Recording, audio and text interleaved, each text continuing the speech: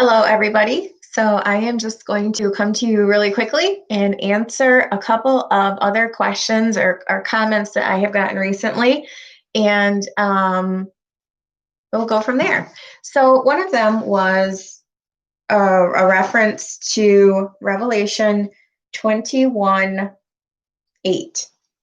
Basically, it's saying New Jerusalem that comes out of heaven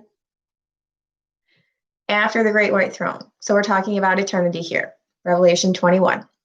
This is after the 70th week. This is after the millennial reign of Christ. This is after the judgment seat that occurs at the millennial reign of Christ, which ends Revelation 20. So we're talking about into eternity now. We're talking about after judgments have been done in finality. There's never going to be another judgment. All those who are righteous are glorified, going into eternity with God and Jesus in New Jerusalem, which is referenced at the beginning of Revelation 21. I saw a new heaven and a new earth, for the first heaven and first earth were passed away. There was no more sea.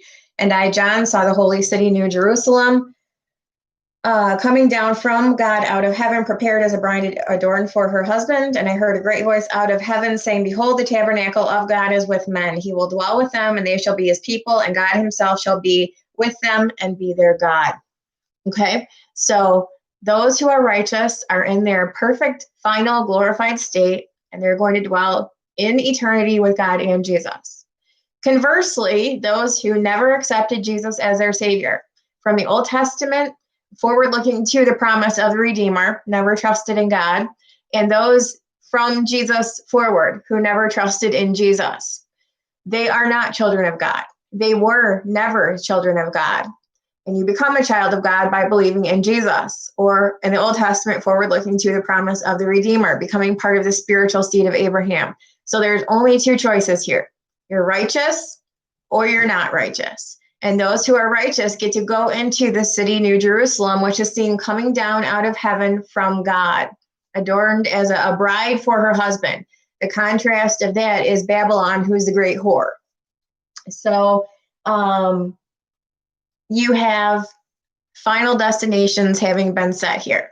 There's nothing else that's going to happen. No other judgment seat that's going to occur that's going to shift any. There's no more believers at this point. Everything is final.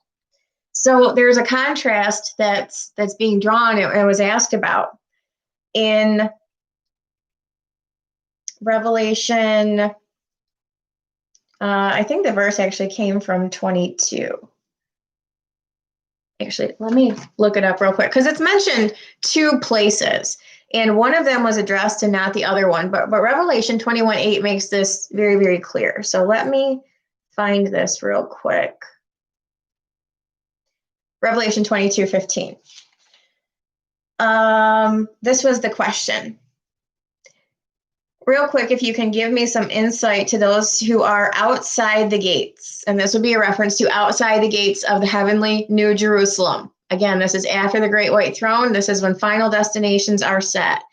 For outside the gates in Revelation 22:15, which says, "For without or outside the city are dogs and sorcerers and whoremongers and murderers and idolaters and whosoever loveth and maketh a lie." So the full question, for some reason, my notifications from YouTube on my phone are not the best anymore. Something changed and it's less than helpful, but I will find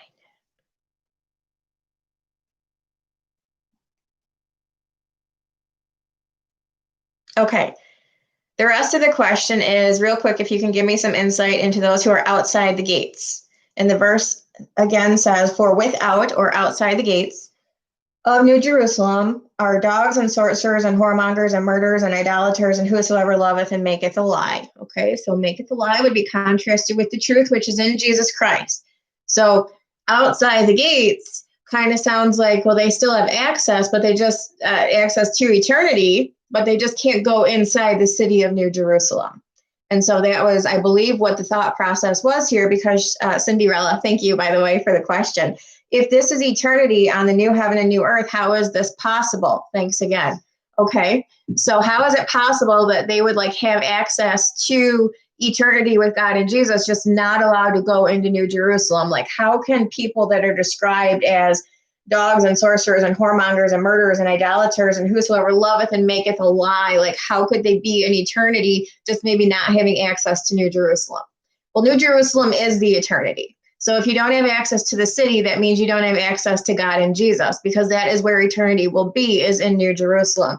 And this is actually made even more clear when you go to the previous chapter, Revelation 21:8. But the fearful and unbelieving and the abominable and murderers and whoremongers and sorcerers and idolaters and all liars shall have their part in the lake which burneth with fire and brimstone, which is the second death. So really the answer to the question is, how can Revelation 22:15 describe these people who are in eternity but just not have access to New Jerusalem when clearly they're unbelievers? Well, the answer to that was already given in Revelation 21:8, where it says those people specifically are not going to have access to New Jerusalem or eternity with God and Jesus.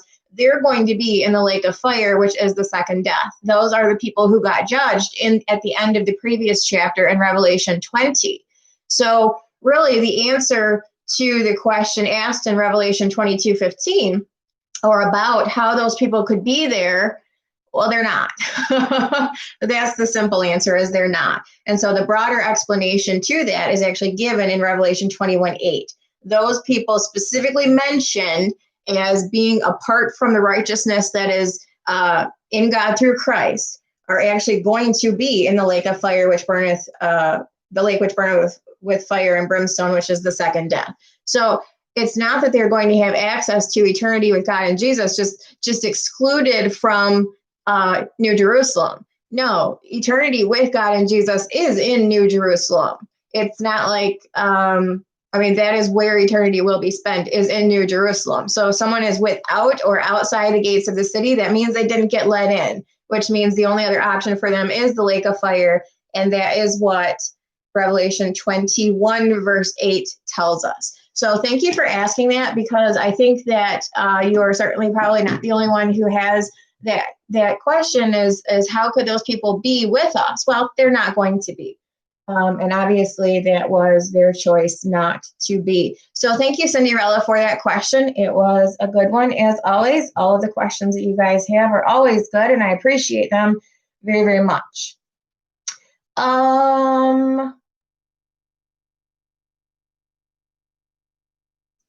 Christine, the other question I wanted to get to in this video, because I want to make it brief.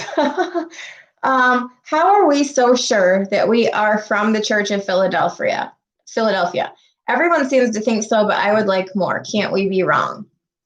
So that is a fallacy that people say. And this is just me thinking off of the top of my head. First of all, because the Church of Philadelphia is one that has no rebuke. Well, who among us doesn't like to be thought of as perfect, right? We always want to be doing the right thing, and we want to be, viewed favorably by God, and we don't want to be chastised for doing things wrong or getting things wrong or being corrected. People just, it's an ego thing, right? And so naturally, we're going to gravitate toward assigning ourselves among the letters of the churches that have no rebuke. The letter to the church of Smyrna, well, clearly we're not a persecuted people group, right? So we can't really place ourselves there, because it says that you're going to, be killed and die for your faith, or be tribulation for 10 days, and some of them be faithful unto death. They'll get a crown of life. So clearly we can't really classify ourselves there, especially if we live in, non-third world countries, because we might be persecuted, but we're not persecuted unto death. And so when you're trying to classify yourself in a group of people who doesn't get rebuked because, you're perfect and you're doing everything right, and you don't want God to say, you don't actually have everything right. You do need to clean up your act. You do need to do things better. So the two options here are the letter to the Smyrna, but we're not, we're not impoverished and we're not being faithful unto death. So we can't really say that's us. Well, okay, so we must be Philadelphia, right? Because they're the only other church that didn't earn a rebuke. To be honest, and I don't mean to offend anyone, but this is a totally ego-driven conversation because you don't want to be seen as doing anything wrong. And those are the 2 of the 7 letters that do not contain rebukes. Here's the thing. Those were 7 actual, literal, physical churches that existed in Asia Minor at the time that John wrote the book of Revelation, the revelation of Jesus Christ. They are not existing now. We are not from the church of Smyrna or Ephesus or Laodicea or Philadelphia or Sardis or Thyatira or Pergamos. We don't belong to any of those. They don't exist anymore. They existed at that time. There is information that we can take from them. There are applications that we can make from them. They constitute the things which are applicable to the present dispensation of the grace of God. The only thing that we can really take from that and uniquely apply to us is that we are also overcomers. Every single believer in every single one of the 7 literal physical churches that existed in 95 AD when John wrote the revelation of Jesus Christ were classified as overcomers. We too, by virtue of the fact that we believe in Jesus Christ, are overcomers. And those who believe in Jesus in the 70th week are also classified as overcomers. This is not special to us in this present dispensation. It is special to anyone who believes in Jesus from the gospel of Jesus Christ and forward. And you see this in Revelation 12 with those who love not their life unto death. They overcome the Satan, who is kicked out of the second heaven, the third woe, 7th trumpet judgment, and proceeds to persecute unto death those who believe in Jesus. And you're actually seeing them in the throne room in Revelation 15 as having gotten victory over the beast. You see the resurrection of those group of overcomers, which are trib saints from Revelation 12 and 15, specifically mentioned. They are those who died for their faith in the 70th week, within the confines of the 70th week, being resurrected as overcomers in Revelation 20, verse 4, in the first resurrection, and they lived and reigned with Christ 1,000 years. So that's another egocentric view. Sorry, don't mean to get on anyone's case, but that is another egocentric view that we're overcomers and no one else is. Well, no, everyone who believes in Jesus, whether it's in the present dispensation or in the next dispensation or the 70th week, is an overcomer and will live and reign with Christ 1,000 years. And the guarantees in the 7 letters to the 7 churches are directed at overcomers, not specifically at those who are saved in the present dispensation of the grace of God. They are overcomers, and everyone who is washes their robes in the blood of the Lamb, believes in Jesus Christ, and is saved, is classified as an overcomer.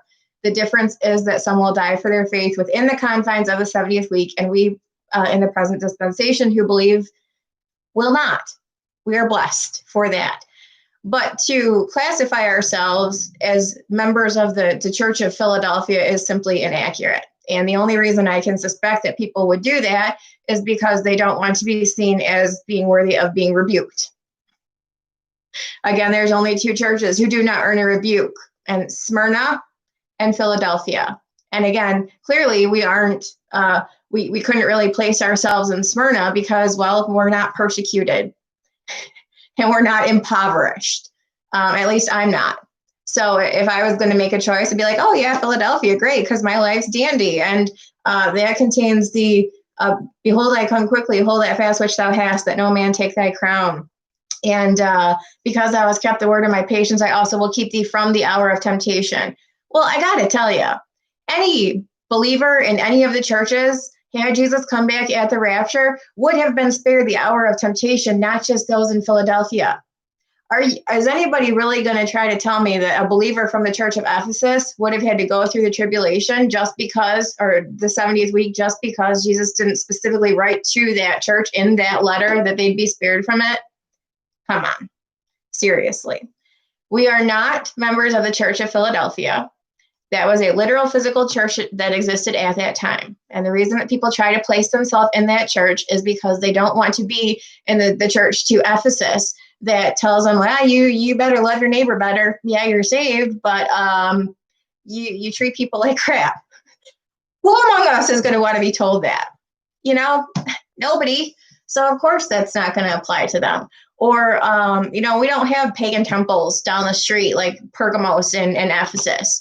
I'm not a Catholic. I don't go to Catholic church, and that's the one most closely related to the Church of Thyatira.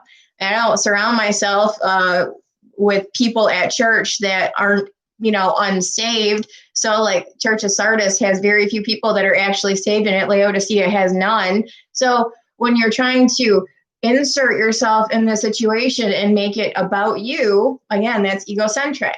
It's not about us. It's just we or trying to identify or something with this. Well, the identification that I make is as an overcomer.